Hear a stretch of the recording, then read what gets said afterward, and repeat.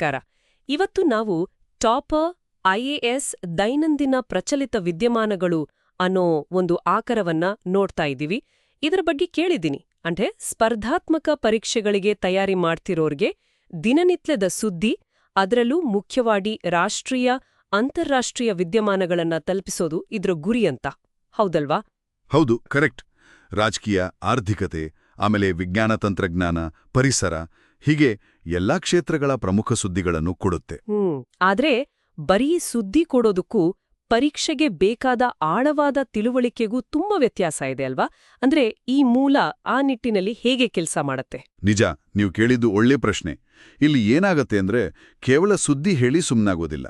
ಅದರ ಹಿನ್ನೆಲೆ ಏನು, ಮುಂದೆ ಏನಾಗ್ಬೋದು, ಅದರ ಪರಿಣಾಮಗಳೇನು, ಮತ್ತು ಅತಿ ಮುಖ್ಯವಾಗಿ ಸ್ಪರ್ಧಾತ್ಮಕ ಪರೀಕ್ಷೆ ದೃಷ್ಟಿಯಿಂದ ಇದು ಯಾಕೆ ಇಂಪಾರ್ಟೆಂಟ್ ಅನ್ನೋದ್ರ ಮೇಲೆ ಫೋಕಸ್ ಇರುತ್ತೆ. ಓ, ಸರಿ ಸರಿ. ಹೌದು. ಅಂದ್ರೆ ಈಗ ನೋಡಿ, ಮಾಹಿತಿಯಂತೂ ಸಿಕ್ಕಾಪಟ್ಟೆ ಇದೆ. ಅದರಲ್ಲಿ ಪರೀಕ್ಷಾರ್ಥಿಗಳಿಗೆ ಯಾವುದು ನಿಜವಾಗ್ಲೂ ಉಪಯೋಗಕ್ಕೆ ಬರುತ್ತೆ, ಆ ವಿಶ್ಲೇಷಣಾತ್ಮಕ ಅಂಶಗಳು ಯಾವುದು ಅಂತ ಗುರುತಿಸ್ಕೊಡೋ ಪ್ರಯತ್ನ ಇದು. ಒಂದ್ ರೀತಿ ದಾರಿ ತೋರಿಸೋ ಹಾಗೆ. ಕೇಳೋಕೆ ಚೆನ್ನಾಗಿದೆ. ಆಕ್ಚುಲಿ ಇದಕ್ಕೊಂದು ಉದಾಹರಣೆ ಕೊಡೋಕ್ಕಾಗತ್ತಾ? ಇತ್ತೀಚೆಗೆ ಯಾವುದೋ ಒಂದು ವಿಷಯದ ಬಗ್ಗೆ ಇದ್ರಲ್ಲಿ ಬಂದಿದ್ರೆ ಹೇಗೆ ವಿಶ್ಲೇಷಣೆ ಇರುತ್ತೆ? ಖಂಡಿತ. ಈಗ ಧರೋಣ ಸರ್ಕಾರ ಒಂದು ಹೊಸ ಪರಿಸರ ನೀತಿಯನ್ನ ಜಾರಿಗೆ ತಂದಿದೆ ಅಂದ್ಕೊಳ್ಳಿ. ಆಗ ಆ ನೀತಿಯ ವಿವರಗಳು ಇದ್ದೇ ಇರುತ್ತೆ. ಅದರ ಜೊತೆಗೆ ಆ ನೀತಿಯಿಂದ ಆರ್ಥಿಕವಾಗಿ ಏನು ಪರಿಣಾಮ ಆಗ್ಬೋದು, ಯಾವ್ಯಾವ ಇಂಡಸ್ಟ್ರಿ ಮೇಲೆ ಪರಿಣಾಮ ಬೀಳುತ್ತೆ, ಸಾಮಾಜಿಕವಾಗಿ ಅಂದ್ರೆ ಗ್ರಾಮೀಣ ಜನರ ಮೇಲೆ, ಅವರ ಜೀವನೋಪಾಯದ ಮೇಲೆ ಹೇಗೆ ಪರಿಣಾಮ ಬೀಳ್ಬೋದು, ದೀರ್ಘಕಾಲದಲ್ಲಿ ಪರಿಸರ ಸಂರಕ್ಷಣೆಗೆ ಇದು ನಿಜವಾಗ್ಲೂ ಸಹಾಯ ಮಾಡ್ತಾ ಅಥವಾ ಹೊಸ ಸವಾಲುಗಳನ್ನ ತರ್ತಾ, ಈ ತರ ಬೇರೆ ಬೇರೆ ಆಯಾಮಗಳನ್ನ ನೋಡುತ್ತೆ. ಓಕೆ, ಹೌದು. ಅಂಕಿಅಂಶಗಳಿದ್ರೆ ಅದನ್ನೂ ಬಳಸಿ ತಮ್ಮ ವಾದವನ್ನು ಗಟ್ಟಿ ಮಾಡೋ ಪ್ರಯತ್ನ ಇರುತ್ತೆ. ಓ, ಹಾಗಾದ್ರೆ ಇದು ಬರೀ ಸುದ್ದಿ ವರದಿಗಿಂತ ಜಾಸ್ತಿ ಆಳವಾದ ವಿಶ್ಲೇಷಣೆ ಅಂತಾಯ್ತು. ಸರಿ, ಈಗ ಇನ್ನೊಂದು ವಿಷಯ, ಅಂತಾರಾಷ್ಟ್ರೀಯ ಸಂಬಂಧಗಳ ಬಗ್ಗೆ ಹೇಳುವಾಗ ಅದನ್ನು ಹೇಗೆ ನಮ್ಮ ಪರೀಕ್ಷೆಯ ಸಿಲೆಬಸ್ಗೆ ಕನೆಕ್ಟ್ ಮಾಡ್ತಾರೆ? ಖಂಡಿತ. ಒಂದು ಅಂತಾರಾಷ್ಟ್ರೀಯ ಬೆಳವಣಿಗೆಯ ಬಗ್ಗೆ ಹೇಳುವಾಗ ಅದರ ಹಿಸ್ಟಾರಿಕಲ್ ಬ್ಯಾಕ್ಗ್ರೌಂಡ್ ಸ್ವಲ್ಪ ಕೊಡ್ತಾರೆ. ಭಾರತದ ಮೇಲೆ ಅದರ ಪರಿಣಾಮ ಏನು, ಸಂಬಂಧಪಟ್ಟ ಇಂಟರ್ನ್ಯಾಷನಲ್ ಅಗ್ರಿಮೆಂಟ್ಸ್ ಅಥವಾ ಆರ್ಗನೈಸೇಷನ್ಸ್ ಪಾತ್ರ ಏನು, ಇದೆಲ್ಲವನ್ನು ಸ್ಪಷ್ಟಪಡಿಸೋ ಸಾಧ್ಯತೆ ಇರುತ್ತೆ.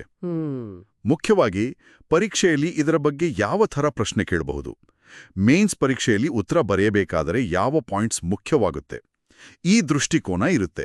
ಅಂದ್ರೆ ಮಾಹಿತಿಯನ್ನ ಪರೀಕ್ಷೆಗೆ ಬೇಕಾದ ಜ್ಞಾನವಾಗಿ ಬದಲಾಯಿಸೋ ಪ್ರಯತ್ನ. ಇದು ನಿಜಕ್ಕೂ ತುಂಬಾ ಇಂಟ್ರೆಸ್ಟಿಂಗ್ ಆಗಿದೆ. ಹಾಗಾದ್ರೆ ಈ ಮೂಲದಿಂದ ನಾವು ಅರ್ಥ ಮಾಡ್ಕೋಬೇಕಾದ್ದೇನೆಂದ್ರೆ, ಇದು ಬರೀ ದಿನನಿತ್ಯದ ಘಟನೆಗಳ ಒಂದು ಲಿಸ್ಟ್ ಅಲ್ಲ. ಬದಲಿಗೆ ಇದು ಸ್ಪರ್ಧಾಳುಗಳಿಗೆ ವಿಷಯಗಳನ್ನ ಸರಿಯಾದ ಪರ್ಸ್ಪೆಕ್ಟಿವ್ನಲ್ಲಿ ನೋಡೋಕೆ, ಅದರ ಹಿಂದಿನ ಯಾಕೆ ಮತ್ತು ಹೇಗೆ ಅನ್ನೋದನ್ನ ಅರ್ಥ ಮಾಡ್ಕೊಳ್ಳೋಕೆ, ಮತ್ತು ಮುಖ್ಯವಾಗಿ ಪರೀಕ್ಷೆಗೆ ಹೇಗೆ ಯೋಚನೆ ಮಾಡಬೇಕು ಅಂತ ತಿಳಿಸಿಕೊಡೋ ಒಂದು ಟೂಲ್ ಇದ್ದಾಗೆ. ಹೌದು, ನೀವು ಹೇಳಿದ್ದು 100% ಸತ್ಯ. ಸುದ್ದಿಗಳ ನಡುವಿನ ಕನೆಕ್ಷನ್ ಏನು ಅಂತ ಗುರುತಿಸೋದು, ಒಂದೊಂದು ವಿಷಯವನ್ನು ದೊಡ್ಡ ಚಿತ್ರಣದಲ್ಲಿಟ್ಟು ನೋಡೋದು, ಮತ್ತು ಬರೀ ಮಾಹಿತಿಯನ್ನ ಕಲೆ ಹಾಕೋದಕ್ಕಿಂತ ಹೆಚ್ಚಾಗಿ ಅದನ್ನ ಅನಲೈಸ್ ಮಾಡಿ, ಪ್ರೊಸೆಸ್ ಮಾಡಿ ಹೇಗೆ ಬೆಳೆಸ್ಕೊಳ್ಬೇಕು ಅನ್ನೋದಕ್ಕೆ ಇದು ಒತ್ತು ಕೊಡುತ್ತೆ. ಕಾಂಪಿಟೇಟಿವ್ ವರ್ಲ್ಡ್ನಲ್ಲಿ ಈ ಸ್ಕಿಲ್ ತುಂಬಾನೇ ಮುಖ್ಯ ಅಲ್ವಾ? ಖಂಡಿತವಾಗಿಯೂ.